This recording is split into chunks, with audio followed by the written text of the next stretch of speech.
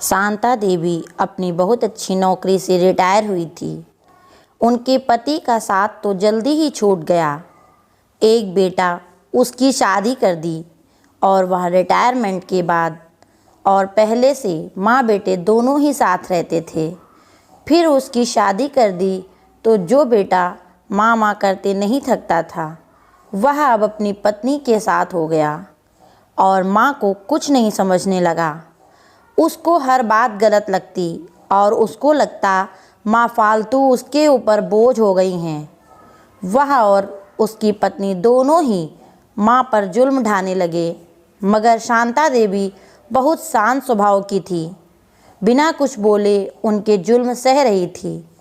उन लोगों ने दोनों नौकरी करते थे तो माँ को एक नौकरानी ही बना दिया। एकदम मेड के जैसा व्यवहार करने लग गए।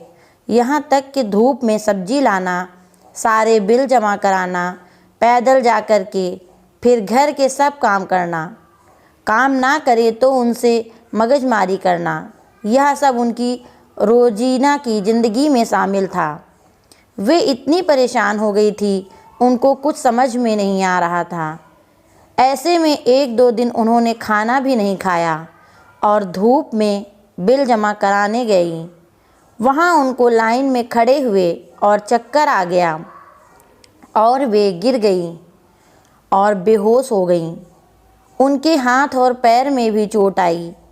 वहाँ खड़े हुए भले मानुस उनको हॉस्पिटल लेकर गए और वहाँ उनको एडमिट करा दिया और प्राथमिक चिकित्सा वगैरह दे करके हाथ और पाँव में प्लास्टर लगाया गया।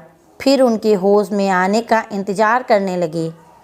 जब वह होश में आईं तब उनसे पूछा, तब उन्होंने अपने घर का और अपने बेटे का फ़ोन नंबर दिया। जब बेटे बहू को समाचार दिए गए तो उनके पाँव के नीचे ज़मीन खिसक गई। बेटा दौड़ा दौड़ा हॉस्पिटल आया। उसने देखा तो बहुत परेशान हुआ, सकपका गया कि यह क्या हो गया कि मैंने मेरी पत्नी के कहने में आकर माँ के ऊपर कितने जुल्म कर दिए और माँ ने उफ तक नहीं करी।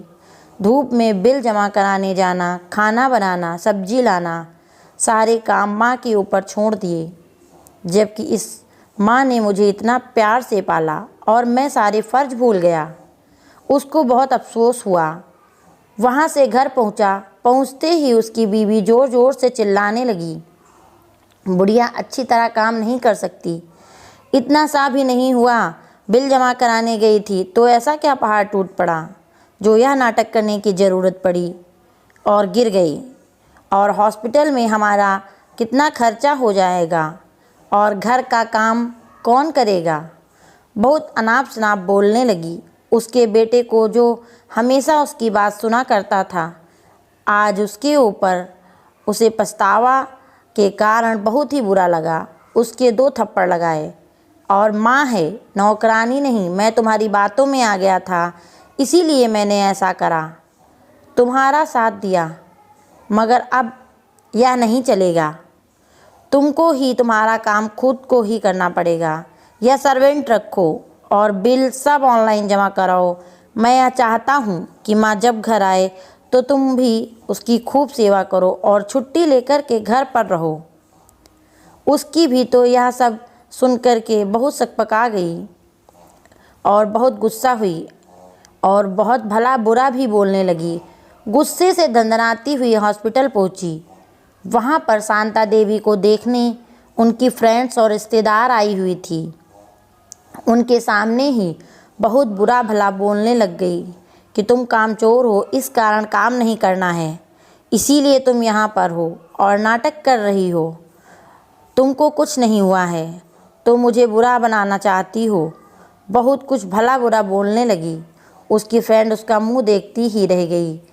उनको लगा शांता देवी ने तो अपने मुंह से कभी अपनी बहू और बेटे की बुराई नहीं करी। असलियत यह है। जब वह बोल कर के चली गई तब उनकी फ्रेंड ने उनको समझाया कि इन लोगों के मन में तुम्हारे लिए बिल्कुल इज्जत नहीं है। घर तो तुम्हारा है जो तुम उनके नाम पर करना चाह रही थी। इनको बोल दो किराए का मकान लेकर रहें और तुम शांति से अकेले रहो और कुछ काम करो तो मन लगा रहेगा। कुछ समाज सेवा का काम करो। और वे चली गईं। शांता देवी अकेली पड़ी सोच में डूब गई। क्या करूं? ऐसे ज़िंदगी बसर हो सकती है? सही है ना, मैं तो नौकरानी ही बनकर रह गई हूँ। और उन्होंने एक कड़क फैसला लिया। हॉस्पिटल से छुट्टी होने के बाद घर गईं और बेटे बहू को बुलाकर अपना फैसला सुना दिया। तुम 5 दिन में किराए का मकान ले लो और मेरा मकान खाली करो, और जो ना मकान मिले तो होटल में जाकर रहो, मगर 5वें दिन यह मकान खाली चाहिए। दोनों बहुत रोए गिड़गिड़ाए, मगर शांति देवी अपने फैसले पर अटल थी। फिर उन्होंने उनको इमोशनल ब्लैकमेल करने की कोशिश करी। लोग क्या कहेंगे? तेरा एक ही बेटा है, तूने उसको भी घर से निकाल दिया। तू कितनी बुरी माँ है। शांता देवी ने बोला, मैंने आज तक किसी को बाहर एक शब्द भी नहीं बोला और तुम्हारे अत्याचार सहन करती रही। मैं कमज़ोर नहीं थी, मगर मैंने सोचा घर की बात घर में ही रहे। मगर तुम्हारी बीवी ने हॉस्पिटल में आकर जो हंगामा करा है, उससे सबको पता लग गया कि कौन कितना बुरा है। और अब मेरे ऊपर तुम्हारी बातों का कोई असर नहीं होगा। पानी सर से ऊपर गुजर गया है, तुमको मकान अलग लेना ही पड़ेगा। अगर व्यवहार अच्छा रहेगा तो महीने में 1-2 बार मिल लेंगे, और नहीं तो तुम तुम्हारे रास्ते और मैं मेरे रास्ते। मुझे जो करना होगा वह मैं करूँगी। 4-5 दिन बाद बेटा बहू होटल में रहने चले गए। फिर उन्होंने कुछ किराए का मकान ले लिया होगा। महीने में 1-आध बार मिल लेते थे। बेटे बहू को अपनी गलती का एहसास हुआ, मगर माँ इतनी तकलीफ़ हो से गुजरी थी, वह वापस कोई भी रिस्क लेना नहीं चाहती थी। इसीलिए यह उनके साथ रहने नहीं गई, ना उनको अपने साथ रहने बुलाया। और उन्होंने अपने मकान को जीते जी अपने लिए रखा और उनके मरने के बाद वहाँ अब वृद्धाश्रम खोलने का वसीयत में लिख दिया। बेटे को खाली थोड़ा कैश मिला, बाकी सब उन्होंने ट्रस्ट बनाकर वृद्धाश्रम को देने का फैसला कर लिया। और वे शांति से अपनी इच्छा से अपने सामाजिक कार्य करते हुए अपनी ज़िंदगी सुख शांति से बसर करने लगी।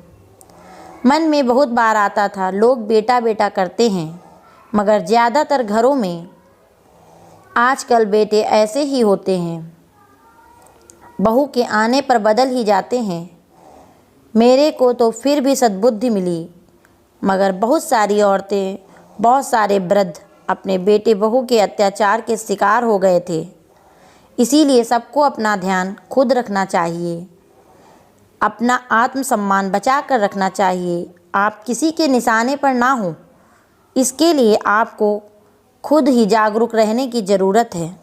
दोस्तों, यह थी आज की कहानी कैसी लगी हमें कमेंट बॉक्स में ज़रूर बताएं और हमारे चैनल को सब्सक्राइब करें।